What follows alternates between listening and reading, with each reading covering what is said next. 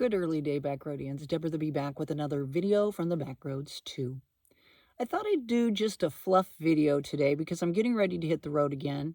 I'm going to go visit my family, my grandkids, and my son and daughter-in-law, and I'm probably not going to be doing very many videos for the next several days.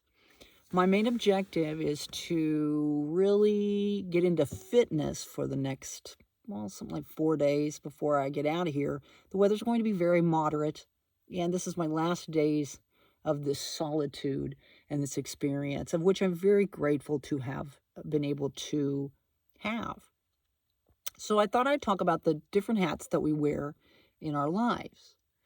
So I wear a tarot hat sometimes. I feel like a lot of times when I meet people or I have life experiences, there's lessons within the threads of those experiences.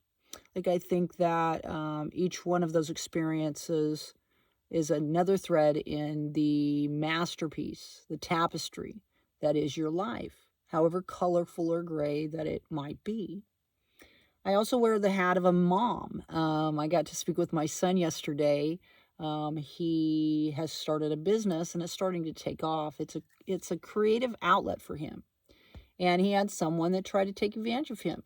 Wanted his service, and because they were somewhat friendly, they tried to kind of test my son's boundaries.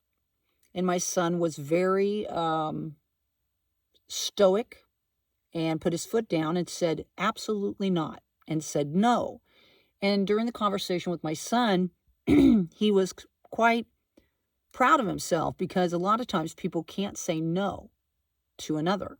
And he believed in himself and his worth enough to say no to someone that he was sort of friends with. Now he realizes that this individual tried to use their friendship as leverage to try to basically use him. And now he realizes that that's not really someone that he wants to have anything more to do with, and that he doesn't want to do business with that individual. The weird thing about it is the individual has a business, like a thriving business, and acted as though they were cash shy. And so, anyway, my son's business is a little over a year old. And so, if anything, that role should have been reversed in a way. But I guess my son has a good business head on his shoulders. So I like talking to my son. I remind him very much of his qualities and the way that I see him. And I also give him sort of advice, not that like, who am I, but sometimes I will say things and then my son will say, it's weird that you should say that because of this. Or so-and-so just said that, I feel like it comes from somewhere inside of me, or, a higher power when I try to speak from my heart to my son, especially when he is expressing himself and speaking of his experiences. I also wear the hat of grandma, and I'm so excited to be able to see my grandkids. My grandson started new schools in a completely different environment. My granddaughter, every time I call her or she calls me and we're on FaceTime, she grabs the phone and hugs the phone. And the last time she hugged the phone, she hugged it for such a long time. And she takes the phone because at their other house, we used to do this thing where we'd run around living room, kitchen, dining room, living room, kitchen, dining room. And she would chase me and I would chase her. And so in their new house, we kind of have the same situation going. But I didn't get to do it as much. But she will take the phone and she will run around the kitchen, the dining room, the living room, the family room, the kitchen, like that. Also in her dining room is where we dance. We do our dancing. We get our music going, and she loves to dance, and so do I. So we will dance and dance and dance and dance. And she likes certain songs. And if she doesn't like the song, she'll look at me like, no, no, Grandma. So My son's house is set with Siri and the Google thing, and all you got to do is just say somebody's name. And David Guetta is somebody that my granddaughter loves to listen to his music. So my son usually has a pretty awesome playlist, and actually on my playlist, which doesn't have any of my videos on it, it's all uh, sort of music. Um, a lot of those songs, especially the harder songs, are from my son. He turns me on to all sorts of different music genres, and I listen to them. Some of them I vibe with, some of them I don't. But yeah, a lot of the music that's on there was introduced by my son. My son used to have a band, and he wrote an album and produced it, wrote all the songs for it, and produced the music. And he's very creative in that way. I have another son that's more into the production.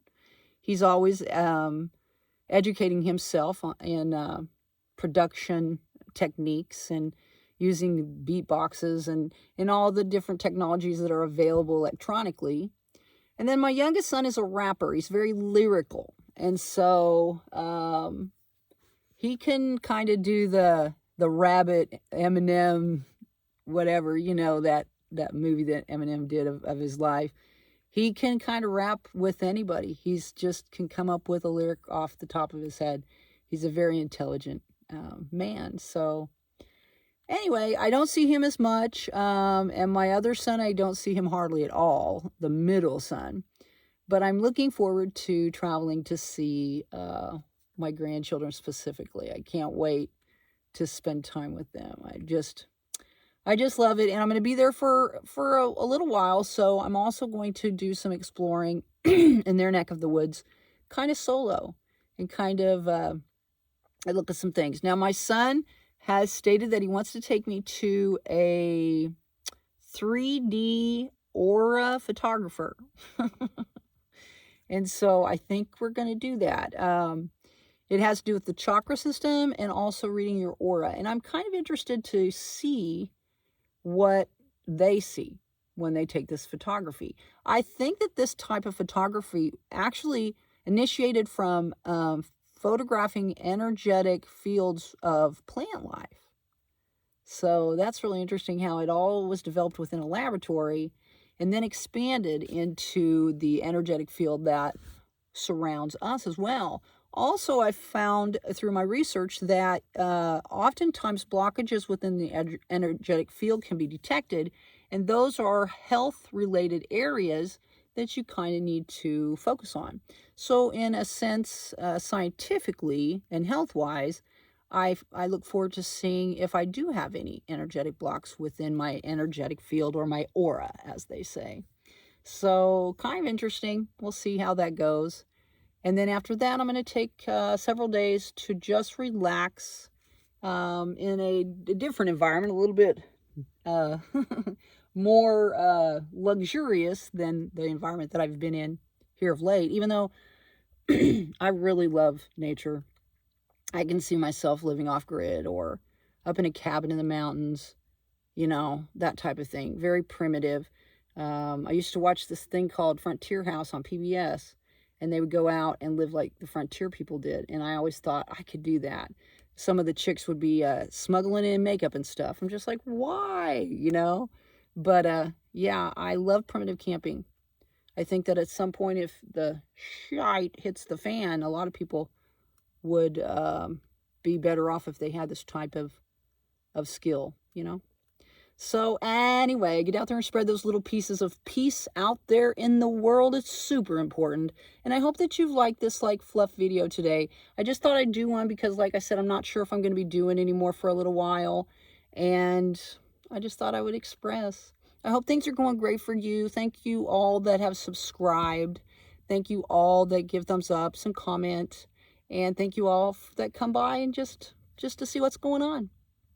My name is Deborah the Bee. Thumb it up if you liked it. Subscribe if you want to see future videos. And we'll see you all on down the road. Bye-bye.